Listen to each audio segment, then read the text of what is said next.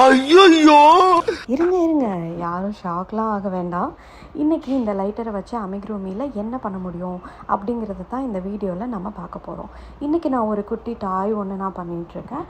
அதுக்கு ஐ வந்து எப்படி சேஃபான வேலை வந்து நம்ம ஃபிக்ஸ் பண்ணணும் அப்படின்றது தான் இந்த வீடியோவில் நம்ம பார்க்க போகிறோம். ஆக்சுவலாக பேபிஸ்க்கு எல்லாருக்கும் வந்து பிடிச்சதே வந்து இந்த ஐ தான். ஏன்னா அது அவங்க எப்போவுமே அதை வந்து கண்ணை வந்து பிக்கிறதுக்கு தான் வந்து ட்ரை பண்ணுவாங்க. ஸோ அவங்க அப்படி ட்ரை பண்ணாங்க அப்படின்னாலும் அது வந்து கையில் வராத அளவுக்கு நம்ம என்ன பண்ணணும், எப்படி வந்து அதை சேஃபஸ்ட்டு வேலை வந்து நம்ம அதை ஃபிக்ஸ் பண்ணுறது அப்படிங்கிறத இந்த வீடியோவில் நம்ம பார்க்கலாம். ஸோ ரெண்டு சைடுமே வந்து ஐ இப்படி ஃபிக்ஸ் பண்ணிவிட்டு அதோட சேஃப்டி பட்டன், இந்த பட்டனை நம்ம என்ன பண்ணணும் அப்படின்னா இப்படி இந்த மாதிரி வந்து உள் சைட் பார்த்த மாதிரி தான் வந்து நம்ம அதை ஃபிக்ஸ் பண்ணணும்.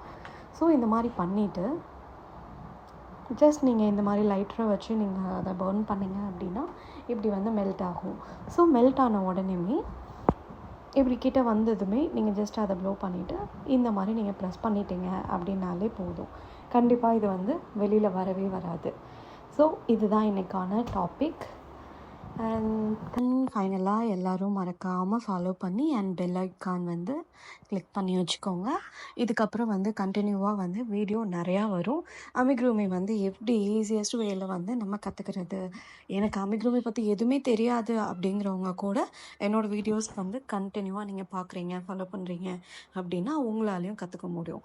வீடியோஸ் போடுறது மட்டும் இல்லாமல் உங்களுக்கு வந்து ரெகுலராக சின்ன சின்ன டிப்ஸ் வந்து தந்துகிட்டே இருப்பேன். தேங்க்யூ.